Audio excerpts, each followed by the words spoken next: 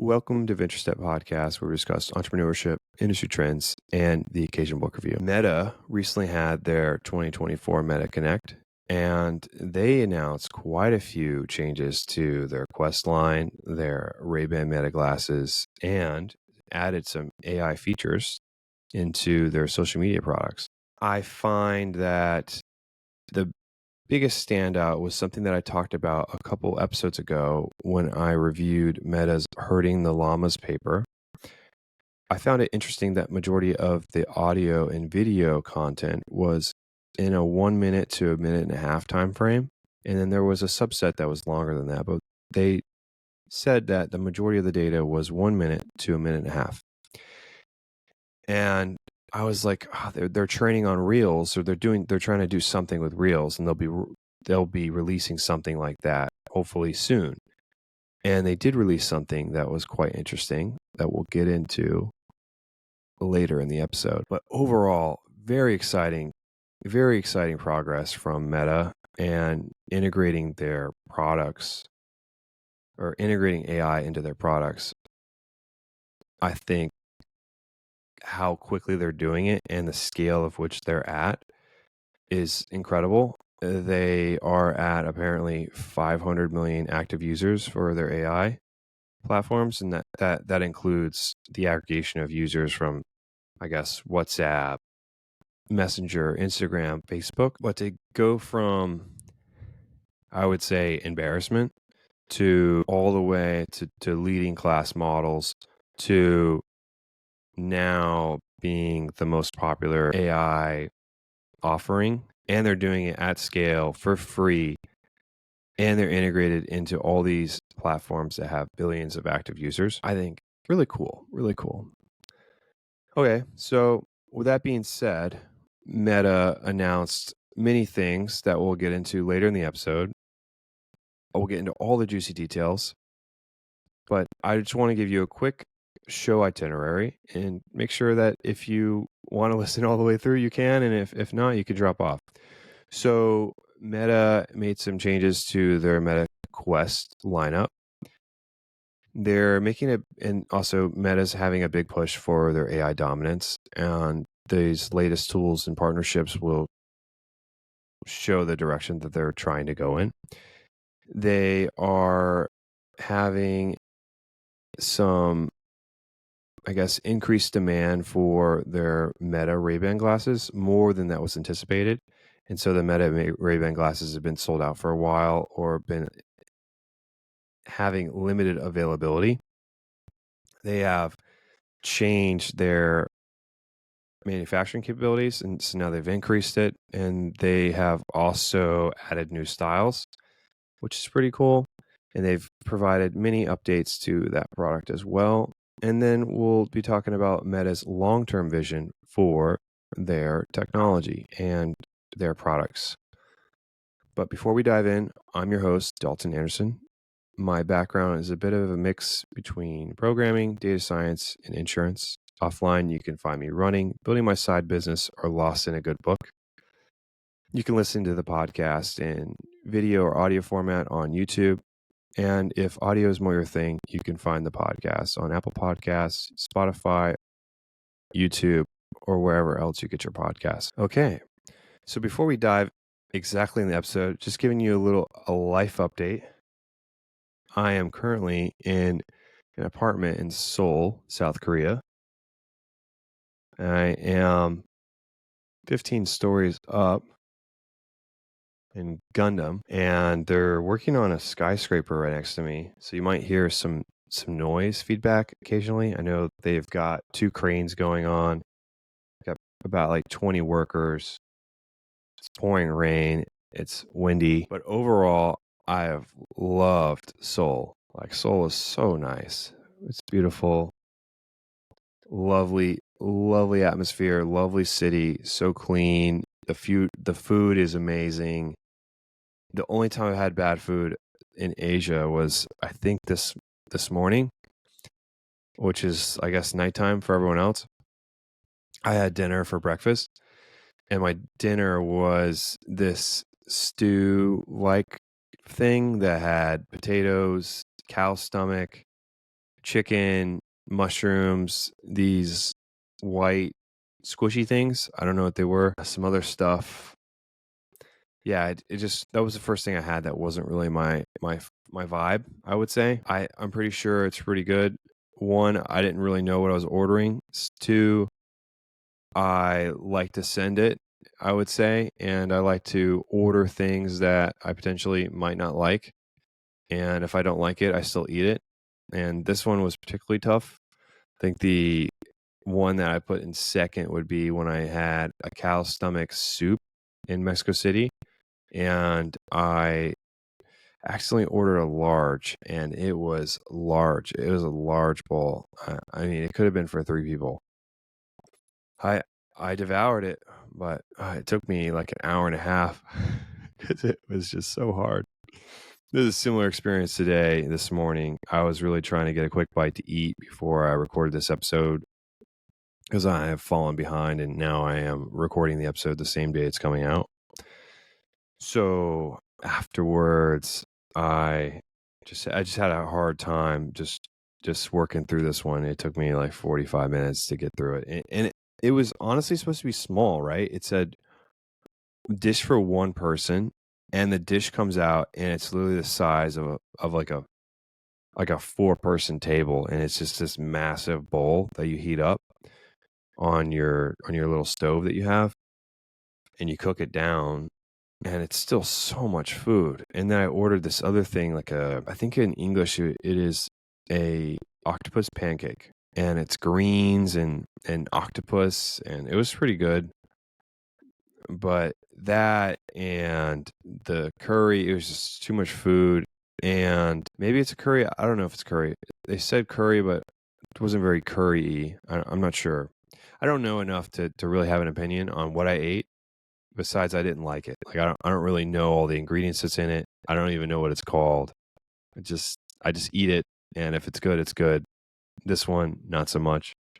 But I will say that the chicken in Korea, definitely the fried chicken, is really great. It's good stuff. Yeah, all the meals I've had except this one this morning, I have really loved. And a lot of times I'm eating stuff and I just have no idea what it is, but it's so good. This time I didn't hit the mark. This food didn't hit the mark, so it's okay. We'll come back. I'm still emotionally processing the whole thing. This is tough, and it was so much food, but it was difficult for me to eat that I ate majority of it, but I couldn't eat those white squishy things.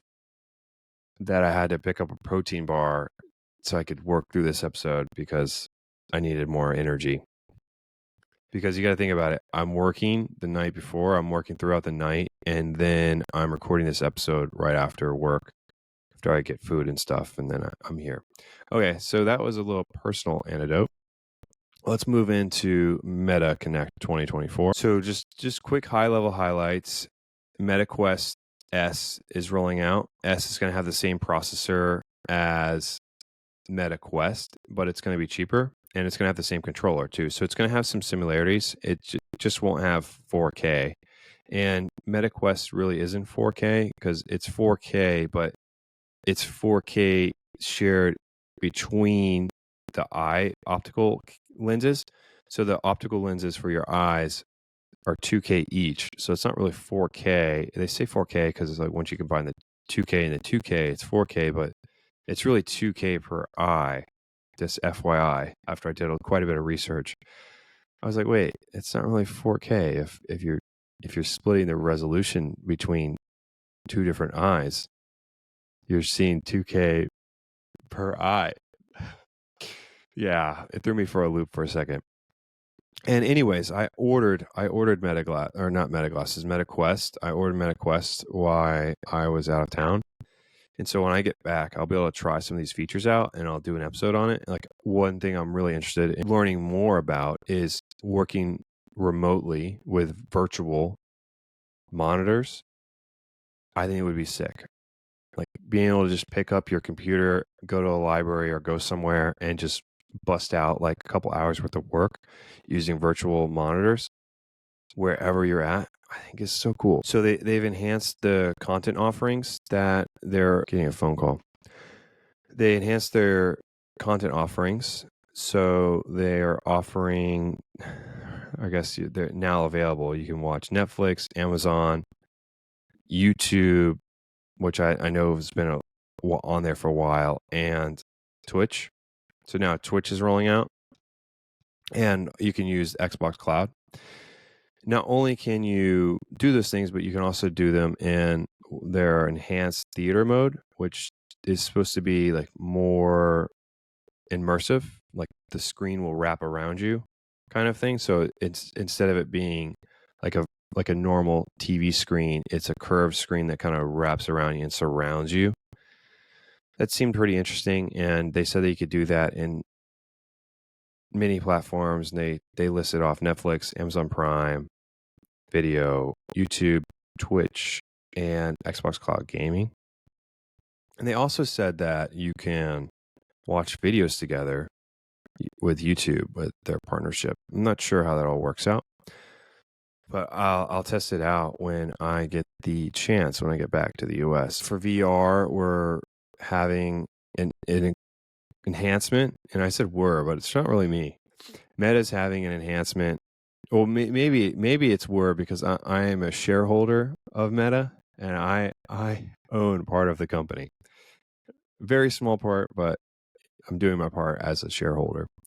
Anyways, I thought it was funny. They are partnering with Microsoft to enhance the integration with their remote desktop app. So apparently they demoed where you look at the VR headset, you have the VR headset on, you look at the keyboard, and somehow the computer knows that you're I don't really know how it all works. Maybe you have to set up beforehand. I just don't know how it knows to connect. So they said that you'll look at a keyboard, and then it will know that you want to connect with your Meta headset, and it will just start connecting. How it does that, I'm not sure.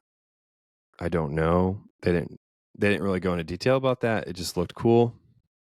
They're also enhancing the AI avatars, and they're allowing you to watch YouTube in Meta Horizons with your friends. And then you can also capture photorealistic spaces using your smartphone. Okay, so that was just a quick highlight summary of what they talked about. So now let's go into a little bit more detail, and we're going to start with the AI enhancements. And I think that's a good place to start, because the AI enhancements kind of trickle down, waterfall down into these other products. So one of the first things that they did was they announced that their models are now multimodal. And if you're new here, multimodal means that the models can now accept data from different avenues, I would say. So they can accept text, they can accept voice, they can accept photos, video in some cases.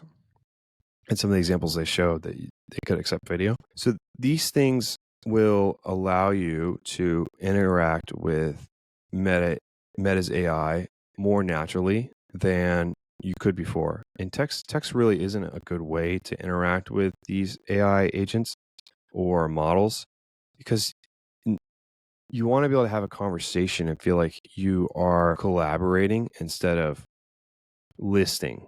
I would say, like, it's so much more natural to just talk to these AI platforms and get results that you're looking for.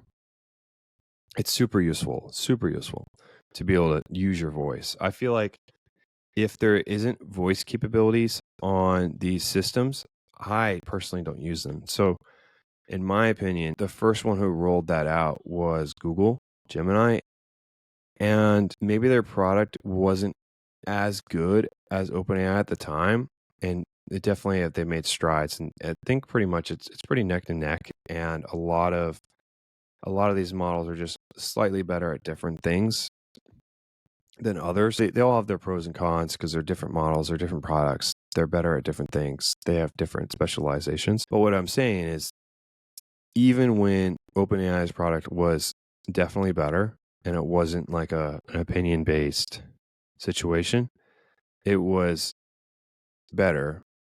The evidence showed that it was better. I would still use Google Gemini, because Google Gemini was so much easier to interact with, because I could just use my voice, and it was so natural.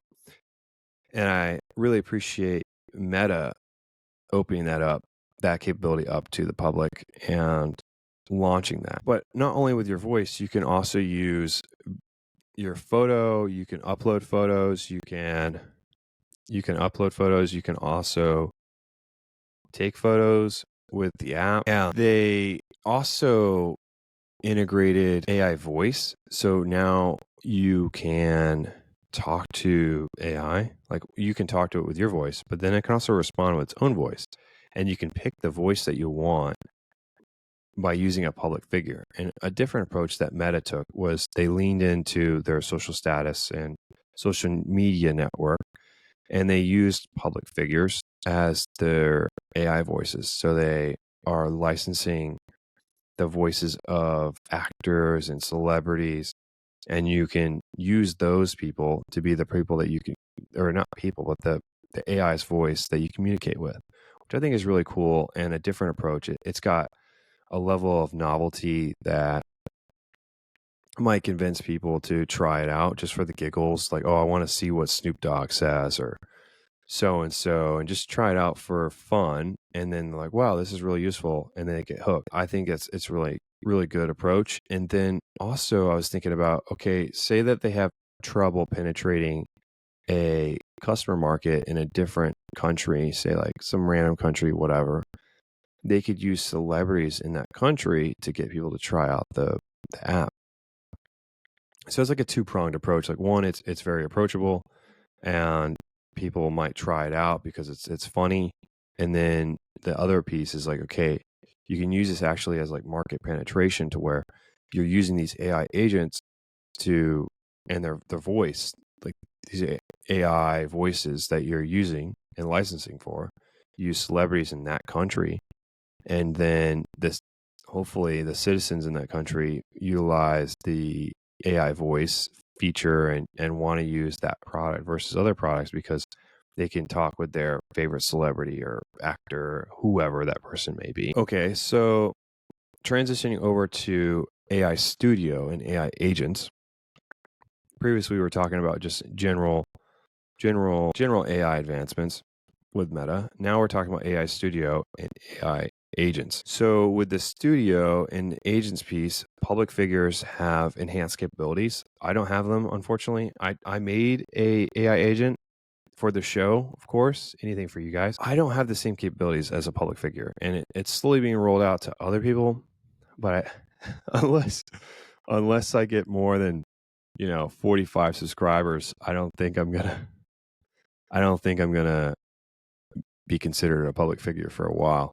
Currently, I'm at like 45 subscribers, and we're growing. We're growing for sure. But I think we've got a while until I'm considered a public figure, and I could try these out. But they did have a public figure on the show, and they did some live demoing, and they did some discussion of like how are they utilizing these advanced features that they only have access to.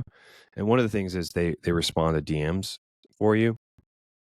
And so you can train your AI agent to understand what kind of person you are by training the information or training the agent on your threads, so Meta threads. And then you can train the AI agent on your captions that you post and your comments. And then it will understand who you are and how you want to interact with others. And then you can train the agent to automatically intercept certain questions or messages and respond how you would respond, but without you responding. To automate that piece. And it gives you better service to the people messaging you. They think it's you. It wasn't necessarily clear that the AI agent says it's an AI agent and not you responding. So I think that's kind of, I wouldn't say shady, but a little difficult. And I talked about that a couple episodes ago. I was like, okay, like it's good, but the whole purpose of social media is for connection, or supposedly. And if you are having these AI agents respond to people and they think it's you, is that good or bad? And I was leaning more towards bad. And maybe if you make it clear, like, hey, like you triggered an automatic response, blah blah blah. This is how I like would respond, whatever. Maybe that works, but I don't know if AI agents responding for you to free up time from responding to DMs is good without labeling it, hey, this is AI or this is my AI agent responding for me. But yeah, they can be trained on your writing style and your communication by using your threads and like what posts you have on your threads and how you interact with people on threads, your comments and your captions on Instagram, which is sick. And then one thing that they showed, which was incredible, was your AI agent can make an AI, like legitimate AI agent of you. And so they live demoed the public figure. I don't know the guy's name, but whatever. It's not that important. What is important is they did a live demo of Mark Zuckerberg FaceTiming, or I guess Instagram videoing this AI agent and asking the AI agent questions about a recent release of their book that he published. And the AI agent was able to respond, and they asked a couple questions and it responded in real time. And the head was moving around. It had facial expressions, certain things you asked, it would like change its, curl up his eyebrows. He would smile. Everything was synced up with the lips and the eye contact, and it was very human like. I mean, you can tell that it was AI agent, but it's probably 80% there. Like it's pretty close. It's pretty close. Surprisingly close. So interesting. So interesting. So I don't know what they're gonna do with that. It's almost like a deep fake on the fly. So I'm not sure how they're going to do about it. I think they'll be very, very, I think they would have tight restrictions on who they'd roll that out to, because you don't want someone like snatching photos from a public figure's profile, making up these like fake accounts, and then making these AI agents and representing these people that have a personal brand and identity. That's not cool, because they would get upset, and then Meta would obviously lose these users that are really important to them. Okay. So next we're transitioning over to the AI powered features that they rolled out. And I would say the AI agent public figure personas are up there as like one of the coolest features they announced. And then the next thing is these AI features that they're talking about rolling out. And I guess they're not necessarily available right now, I don't think, but they were insane. The first one was the public figure personas I talked about. And the second one was automatic video dubbing for Reels. And they're starting with English and Spanish. But the interesting thing was they emphasized that your dubbing was trying to use your authentic voice. So like, what would you sound like if you spoke Spanish or if you spoke whatever language? I mean, in this case, it's only English and Spanish, but they're going to roll it out to other languages later on. And they showed some examples with people speaking English, it turning into Spanish, Spanish to English. And these people would have a voice, and you'd see this chick talk or this dude talk, and they would talk in Spanish or English, and then it would be translated, or not translated, but auto dubbed into the opposite language. And you're like, wow, I could really picture her sounding like that. Or this dude, he probably sounds like that, like if he spoke English. And they emphasized using your authentic voice somehow, your authentic voice. And so each person will have their own voice and brand in that language. Like your whole, I think your voice is part of your brand, especially when people are listening to you. And so they're saying that you'll have the ability to reach more users, and you'll have an authentic voice, and that voice will be yours. Pretty cool. I mean, wild. So crazy to see live in the live demo. It was nuts. It was nuts. I was like, oh my goodness, this is crazy. Especially the AI like public figure persona thing, or I don't even know, like your virtual you that you could talk to live with a FaceTime, or not really FaceTime, but Instagram video. Crazy stuff. Okay, so now we're moving over to the next product, Meta AI glasses, or Ray-Ban Meta AI glasses. So they're changing their approach to summoning Meta AI. And so instead of saying like, hey Meta, what am I looking at? Or hey Meta, like these long action item, or not action words, the hot word is now just going to be hey Meta. And it's going to understand that if you ask a question like, okay, like what can I make with this, or whatever, or what is this book about? You don't have to say, hey, Meta again.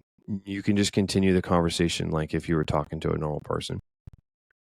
So they emphasize like conversational interactions. They also are going to be rolling out a feature where you will be able to use Meta AI glasses to remember things for you.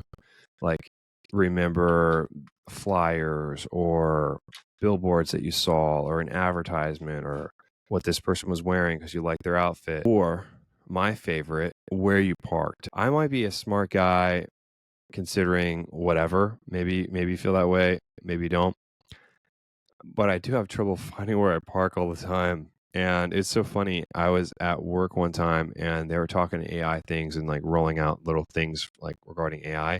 And I asked them some pretty engaging questions on like how they were going to approach it, and have you thought about this, that, whatever. And they're like, "Wow, you seem like you're really into AI, and you know a lot about it. Have you thought about joining the AI committee?" And at the time, I had so much on my plate, I just didn't join, obviously. But I was like, man, they're saying all these things, but I have trouble finding my car. And then that, I think the day before, I spent like 20 minutes trying to find my car at like some big parking lot because I just completely forgot where I put it. So sometimes I forget where I park my car. So this would be a great feature for me. So I don't need help finding it anymore. I can just use Meta's glasses for it. Pretty cool. I love that feature. And sidebar, the company I work for doesn't know that I have this podcast, and I'm not really too public about it. Not because I'm ashamed of it or anything, but I just don't want people to think I'm distracted or I'm up to no good or whatever. I mean, it opens up more question marks than it does answers. So I just kind of keep it book closed on that. Okay. So it has this image extraction and text processing feature. So they demoed, not live, but they talked about it, that now you can have a folder, not a folder. Huh. Yeah, I think I'm starting to get pretty tired, but we're going to keep pushing through. So with the feature of the image extraction feature and text processing capabilities, they are now going to allow you to look at a flyer or an advertisement or whatever, and you can ask it like, hey Meta, scan this QR code. Hey Meta, call this person. And you could look at a flyer and it would know, okay, this is a QR code or this is a phone number, and it would be able to process that information and take action for you. Another thing that they said that isn't out yet but will be coming is this real-time video overlay feedback. So you're overlaying what you're seeing real time to the AI agent. I keep saying agent. These Meta AI, and Meta AI will be able to give you feedback during your task completion, like, oh, how do you put this together, or what should I wear today? Help me pick out an outfit or something like that. Okay, so this is the third thing that I thought was incredibly impressive. And just overall mind blowing is this real-time live translation in multiple language. I think they said English, Spanish, French, English, Spanish, French. I forgot the last one. But so you're able to do live translation in many languages, and what will happen is you'll talk. Meta AI will listen to what the person says, like the other person talking to you in the conversation, and then it would translate it to you, send it to your speakers, and then you would reply. But it's pretty quick where the person's talking and it's translating it in real time.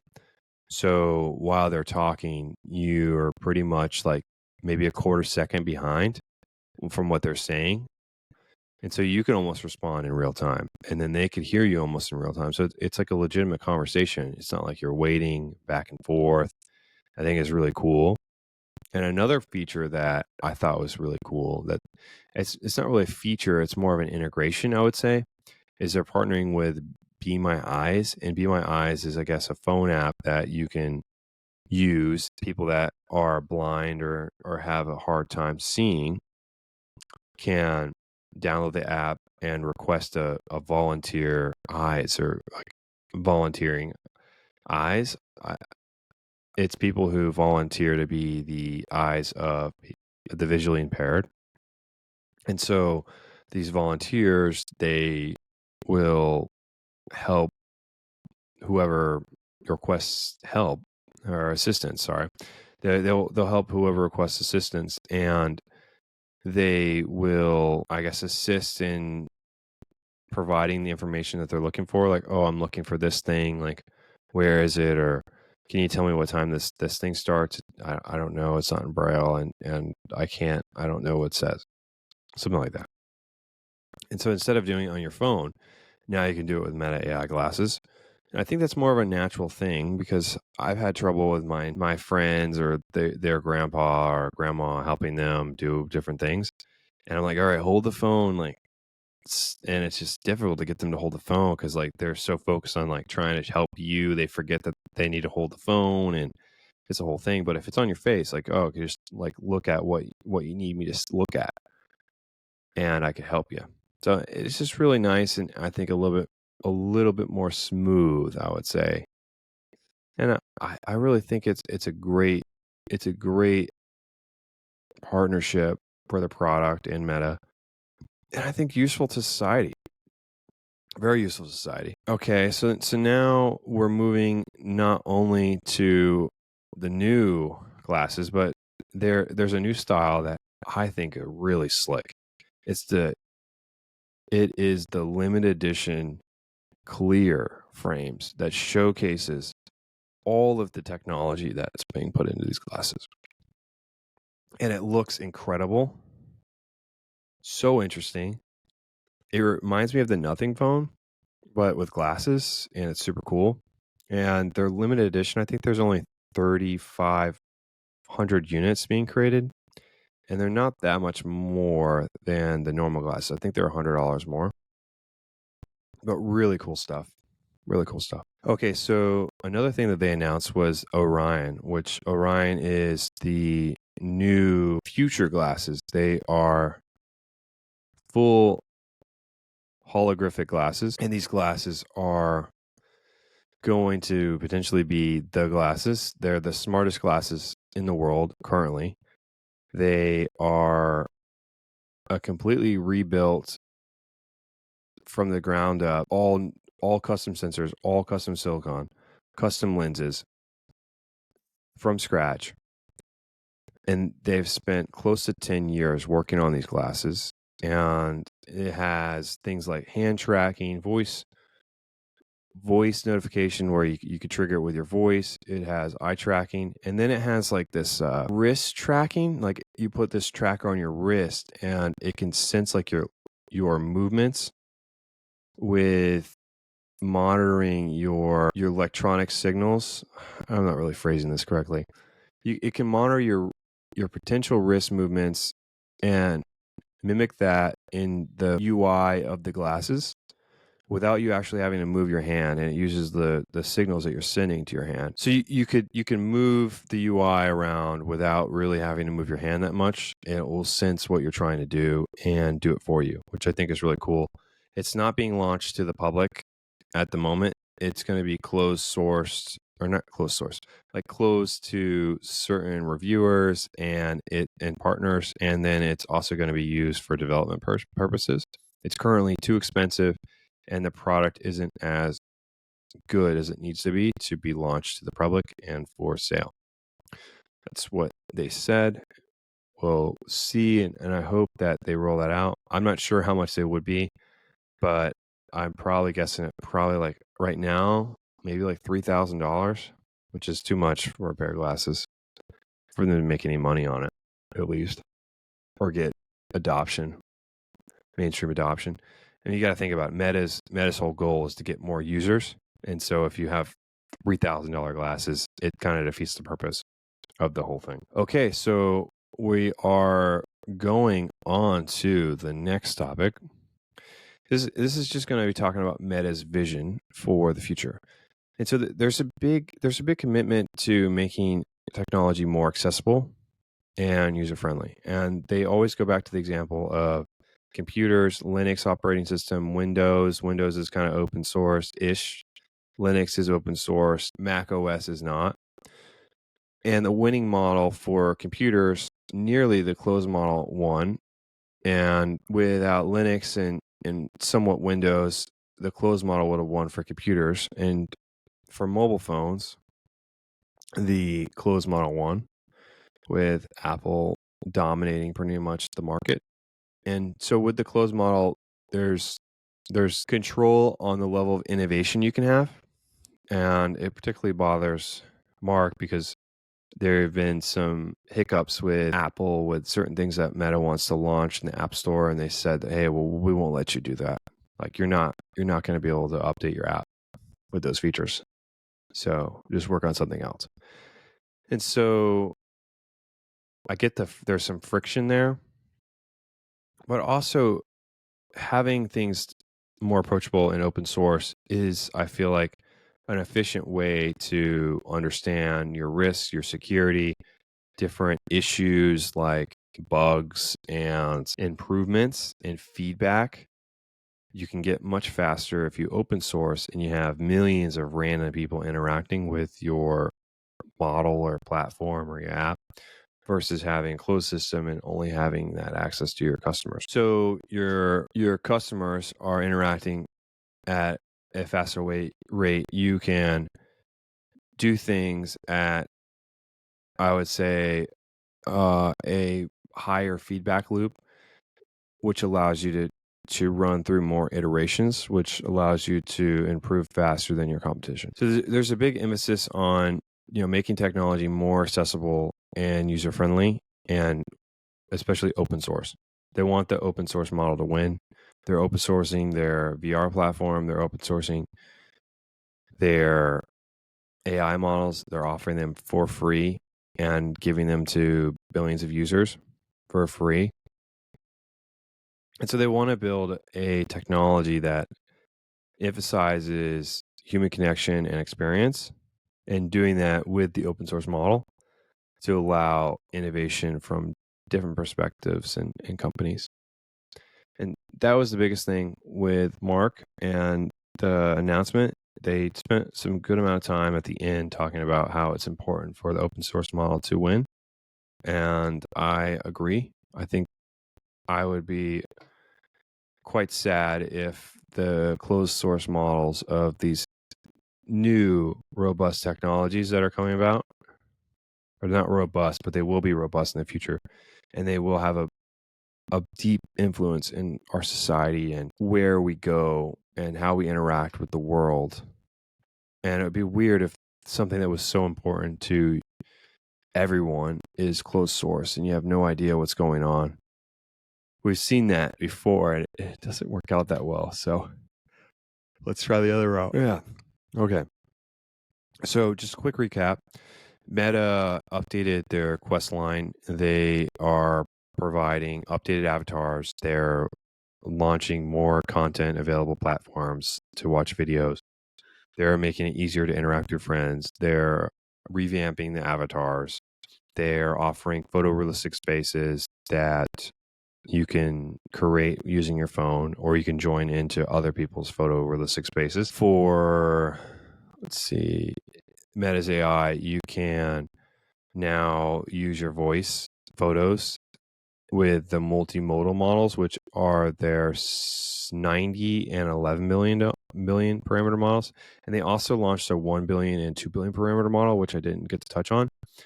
Those are made to launch on devices like your phone or glasses or a watch. Something you can now utilize public figures' voices for your AI voice communication with Meta. If you have the capabilities and you are a public figure and you have an AI agent, you can train your AI agent on your threads, your captions, and your comments to properly engage with your audience. Then you can train the AI agent on how you'd like or when you'd like the AI agent to act on your behalf, and when would you do that? When you get sent DMs. And so that's pretty cool. The next thing that was mind-blowing was the real-time video interaction with your AI agent that had like a carbon copy version of yourself. They didn't really explain the how behind that, but I assume that that's going to be locked behind having quite a bit of a following, because that could be potentially dangerous if everyone had access to that. So I don't think everyone's going to be able to use those. Auto video dubbing, like the lip sync in multiple languages and everyone having their own authentic voice in each language is pretty incredible. Meta's AI glasses rollout, they're going to allow image extraction and text, real-time video overlay feedback for tasks. They're going to allow live translation. They are now partnering with My Eyes for visually impaired individuals. They are rolling out a more conversational approach to accessing Meta AI with the hot word, Hey Meta. They also are providing transitional lenses now. They announced Orion and its progress, and it looks insane. And then just there's a big emphasis on being open source, and hope the open source model wins. So what are your thoughts about what was discussed? Is the live translation or the audio video dubbing the biggest thing for you as being incredible and thought-provoking? What are your thoughts? Let me know. Next week, I really want to build something with Cursor. I utilized Cursor a little bit over the weekend and purchased Premium so I could try to build something using the AI models. It's pretty legit, and I am looking into it, and I want to build something and talk about how long it would take me to build it with AI versus not with AI. So very exciting, and hopefully I can get that done. If not, I could dive a little bit deeper into some of these meta topics. There's some other things I would like to talk on, but those are the main items that I have on my list. And of course, I appreciate you tuning in, and wherever you are in this world, good morning, good afternoon, good evening, and thank you for listening. And I hope that you listen in next week. Have a great day. Goodbye.